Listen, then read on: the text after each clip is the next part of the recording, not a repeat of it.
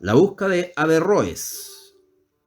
Abul Walid Muhammad ibn Hamad ibn Muhammad ibn Rushd, un siglo tardaría ese largo nombre en llegar a Averroes, pasando por Benraist y por Abenris y aún por Abenrasad y Filius Rosadis. Redactaba él un 10º capítulo de la obra Tahafut ul Tahafut, Destrucción de la Destrucción, en el que se mantiene contra el asceta persa Ghazali, autor de Tahafut ul Falasifa, Destrucción de Filósofos, que la divinidad solo conoce las leyes generales del universo, lo concerniente a las especies, no al individuo. Escribía con lenta seguridad, de derecha a izquierda. El ejercicio de formar silogismos y de eslabonar vastos párrafos no le impedía sentir como un bienestar la fresca y honda casa que lo rodeaba. En el fondo de la siesta se enronquecían amorosas palomas. De algún patio invisible se elevaba el rumor de una fuente. Algo en la carne de Averroes, cuyos antepasados procedían de los desiertos árabes, agradecía la constancia del agua. Abajo estaban los jardines, la huerta, abajo el atareado Guadalquivir y después la querida ciudad de Córdoba, no menos clara que Bagdad o que el Cairo, como un complejo y delicado instrumento. Y alrededor, esto Averroes lo sentía también, se dilataba hacia el confín la tierra de España, en la que hay pocas cosas, pero donde cada una parece estar de un modo sustantivo y eterno. La pluma corría sobre la hoja, los argumentos se enlazaban irrefutables, pero una leve preocupación empañó la felicidad de Averroes. No la causaba el Tahafut, trabajo fortuito, sino un problema de índole filológica, vinculado a la obra monumental que lo justificaría ante las gentes, el comentario de Aristóteles. Este griego, manantial de toda filosofía, había sido otorgado a los hombres para enseñarles todo lo que se puede saber, interpretar sus libros como los ulemas interpretan el Alcorán, eran el arduo propósito de Averroes. Pocas cosas más bellas y más patéticas registrará la historia que esa consagración de un médico árabe a los pensamientos de un hombre de quien lo separaban 14 siglos. A las dificultades intrínsecas debemos añadir que Averroes, ignorante del siríaco y del griego, trabajaba sobre la traducción de una traducción. La víspera, dos palabras dudosas lo habían detenido en el principio de la poética. Esas palabras eran tragedia y comedia. Las había encontrado años atrás en el libro tercero de la retórica. Nadie en el ámbito del Islam barruntaba lo que querían decir.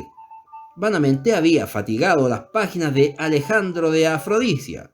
Vanamente había compulsado las versiones del Nestoriano, Unayn ibn Ishaq y de Abu Basar Mata. Esas dos palabras arcanas pululaban en el texto de la poética. Imposible eludirlas. Averroes dejó la pluma. Se dijo sin demasiada fe que suele estar muy cerca lo que buscamos.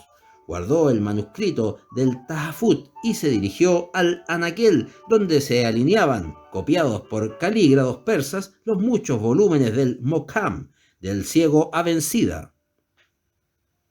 Era irrisorio imaginar que no los había consultado, pero lo tentó el ocioso placer de volver sus páginas. De esa estudiosa distracción lo distrajo una suerte de melodía. Miró por el balcón enrejado. Abajo, en el estrecho patio de tierra, jugaban unos chicos semidesnudos. Uno de pie en los hombros de otro. Hacía notoriamente de almuédano. Bien cerrados los ojos, salmodiaba. No hay otro Dios que el Dios. El que lo sostenía, inmóvil, hacía de alminar. Otro, abyecto en el polvo y arrodillado, de congregación de los fieles. El juego duró poco, todos querían ser de almuédano, nadie la congregación o la torre. Averroes los oyó disputar en dialecto grosero, vale decir, en el incipiente español de la plebe musulmana de la península. Abrió el Kitab ul-Ain de Jalil y pensó con orgullo que en toda Córdoba, acaso en todo Al-Andalus, No había otra copia de la obra perfecta que esta que el emir Yaqub al-Mansur le había remitido de Tánger. El nombre de ese puerto le recordó que el viajero Abul Qasim al-Hachari, que había regresado de Marruecos, cenaría con él esa noche en casa del alcoranista Faraj. Abul Qasim decía haber alcanzado los reinos del imperio de Sin, de la China. Sus detractores, con esa lógica peculiar que da el odio, juraban que nunca había pisado la China y que en los templos de ese país había blasfemado de Alá. Inevitablemente, la reunión duraría unas horas. Averroes, presuroso, retomó la escritura del Tahafut. Trabajó hasta el crepúsculo de la noche. El diálogo en la casa de Faraj pasó de las incomparables virtudes del gobernador a las de su hermano el emir. Después, en el jardín, hablaron de rosas. Al-Buqasim, que no las había mirado, juró que no había rosas como las rosas que decoran los cármenes andaluces. Faraj no se dejó sobornar. Observó que el doctor Ibn Qutayba describe una excelente variedad de la rosa perpetua, que se da en los jardines del Indostán y cuyos pétalos, de un rojo encarnado, presentan caracteres que dicen: no hay otro Dios como el Dios, Muhammad es el apóstol de Dios. Agregó que Abul Qasim seguramente conocería esas rosas. Abul Qasim lo miró con alarma. Si respondía que sí, todos lo juzgarían con razón el más disponible y casual de los impostores. Si respondía que no, lo juzgarían un infiel. Optó por musitar que con el Señor están las llaves de las cosas ocultas y que no hay en la tierra una cosa verde o una cosa marchita que no esté registrada en su libro. Esas palabras pertenecen a una de las primeras azoras. Las acogió un murmullo reverencial. Envanecido por esa victoria dialéctica, Al-Buqasim iba a pronunciar que el Señor es perfecto en sus obras e inescrutable. Entonces Averroes declaró, prefigurando las remotas razones de un todavía problemático Hume: me cuesta menos admitir un error en el doctor Ibn Qutayba o en los copistas que admitir que la tierra da rosas con la profesión de la fe. Así es, grandes y verdaderas palabras, dijo Abul Qasim. Algún viajero, recordó el poeta Abd al-Malik, habla de un árbol cuyo fruto son verdes pájaros. Menos me duele creer en él que en rosas con letras. El color de los pájaros, dijo Averroes, parece facilitar el portento. Además, los frutos y los pájaros pertenecen al mundo natural, pero la escritura es un arte. Pasar de hojas a pájaros es más fácil que de rosas a letras. Otro huésped negó con indignación que la escritura fuese un arte, ya que el original del Corán, la madre del libro, es anterior a la creación y se guarda en el cielo. Otro habló del Chahiz de Basra, que dijo que el Corán es una sustancia que puede tomar la forma de un hombre o la de un animal, opinión que parece convenir con la de quienes le atribuyen dos caras. Faraj expuso largamente la doctrina ortodoxa. El Corán, dijo, es uno de los atributos de Dios, como su piedad. Se copia en un libro, se pronuncia con la lengua, se recuerda con el corazón y el idioma y los signos y la escritura son obra de los hombres, pero el Corán es irrevocable y eterno. Averroes, que había comentado La República, pudo haber dicho que la madre del libro es algo así como su modelo platónico, pero notó que la teología es un tema del todo inaccesible a Abul Qasim. Otros, que también lo advirtieron, instaron a Abul Qasim a referir alguna maravilla. Entonces, como ahora, el mundo era atroz. Los audaces podían recorrerlo, pero también los miserables, los que se allanaban a todo. La memoria de Abul Qasim era un espejo de íntimas cobardías. ¿Qué podía referir? Además, le exigían maravillas, ¿y la maravilla es acaso incomunicable? La luna de Bengala no es igual a la luna del Yemen, pero se deja describir con las mismas voces. Abul Qasim vaciló, luego habló. Quien recorre los climas y las ciudades, proclamó con unción, ve muchas cosas que son dignas de crédito. Esta, digamos, que solo he referido una vez al rey de los turcos. Ocurrió en Sinkalán, Cantón, donde el río del agua de la vida se derrama en el mar. Farage preguntó si la ciudad quedaba a muchas leguas de la muralla que Iskandar Zulkarnain, Alejandro Bicorne de Macedonia, levantó para detener a Gog y a Magog. Desiertos la separan, dijo Abul Qasim con involuntaria soberbia. 40 días tardaría una caravana en divisar sus torres y dicen que otros tantos en alcanzarla. En Sinkalán no sé de ningún hombre que la haya visto o que haya visto a quien la vio. El temor de lo crasamente infinito, del mero espacio de la mera materia, tocó por un instante a Averroes. Miró el simétrico jardín, se supo envejecido, inútil y real, decía Abul Qasim. Una tarde, los mercaderes musulmanes de Sinkalán me condujeron a una casa de madera pintada, en la que vivían muchas personas. No se puede contar cómo era esa casa, que más bien era un solo cuarto, con filas de alacenas o de balcones, unas encima de otras. En esas cavidades había gente que comía y bebía, y asimismo en el suelo y asimismo en una terraza. Las personas de esa terraza tocaban el tambor y el laúd, salvo unas 15 o 20, con máscaras de color carmesí, que rezaban, cantaban y dialogaban. Padecían prisiones y nadie veía la cárcel, cabalgaban, pero no se percibía el caballo, combatían, pero las espadas eran de caña, morían y después estaban de pie. Los actos de los locos, dijo Farage, exceden las previsiones del hombre cuerdo. No estaban locos, tuvo que explicar Abul Qasim. Estaban figurando, me dijo un mercader, una historia. Nadie comprendió, nadie pareció querer comprender. Abul Qasim, confuso, pasó de la escuchada narración a las desairadas razones, dijo, ayudándose con las manos. Imaginamos que alguien muestra una historia en vez de referirla, sea esa historia la de los durmientes de Éfeso. Los vemos retirarse de la caverna, los vemos orar y dormir, los vemos dormir con los ojos abiertos, los vemos crecer mientras duermen, los vemos despertar a la vuelta de 309 años. Los vemos entregar al vendedor una antigua moneda, los vemos despertar en el paraíso, los vemos despertar con el perro. Algo así nos mostraron aquella tarde las personas de la terraza. ¿Hablaban esas personas?, interrogó Farage. Por supuesto que hablaban, dijo Abul Qasim, convertido en apologista de una función que apenas recordaba y que lo había fastidiado bastante. Hablaban y cantaban y peroraban. En tal caso, dijo Farage, no se requerían 20 personas. Un solo hablista puede referir cualquier cosa por compleja que sea.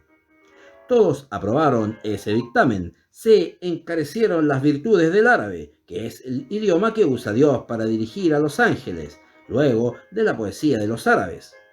Abd-al-Malik, después de ponderarla debidamente, motejó de anticuados a los poetas que en Damasco o en Córdoba se aferraban a imágenes pastoriles y a un vocabulario beduino. Dijo que era absurdo que un hombre ante cuyos ojos se dilataba el Guadalquivir celebrara el agua de un pozo. Urgió la conveniencia de renovar las antiguas metáforas. Dijo que cuando Zuhair comparó al destino con un camello ciego, esa figura pudo suspender a la gente, pero que 5 siglos de admiración la habían gastado. Todos aprobaron ese dictamen, que ya habían escuchado muchas veces, de muchas bocas. Averroes callaba, al fin habló, menos para los otros que para él mismo. Con menos elocuencia, dijo Averroes, pero con argumentos congéneres, he defendido alguna vez la proposición que mantiene Abd-al-Malik. En Alejandría se ha dicho que solo es incapaz de una culpa quien ya la cometió y ya se arrepintió. Para estar libre de un error, agreguemos, conviene haberlo profesado. Zuhair, en su Moalaca, dice que en el decurso de 80 años de dolor y de gloria ha visto muchas veces al destino atropellar de golpe a los hombres, como un camello ciego. Abd-al-Malik entiende que esa figura ya no puede maravillar. A ese reparo cabría contestar muchas cosas. La primera, que si el fin del poema fuera el asombro, su tiempo no se mediría por siglos, sino por días y por horas y tal vez por minutos. La segunda, que un famoso poeta es menos inventor que descubridor. Para alabar a Ibn Sharaf de Berja, se ha repetido que sólo él pudo imaginar que las estrellas en el alba caen lentamente, como las hojas caen de los árboles. Ello, si fuera cierto, evidenciaría que la imagen es baladí. La imagen que un solo hombre puede formar es la que no toca a ninguno. Infinitas cosas hay en la tierra. Cualquiera puede equipararse a cualquiera. Equiparar estrellas con hojas no es menos arbitrario que equipararlas con peces o con pájaros. En cambio, nadie no sintió alguna vez que el destino es fuerte y es torpe, que es inocente y es también inhumano. Para esta convicción, que puede ser pasajera o continua, pero que nadie elude, fue escrito el verso de Zuhair.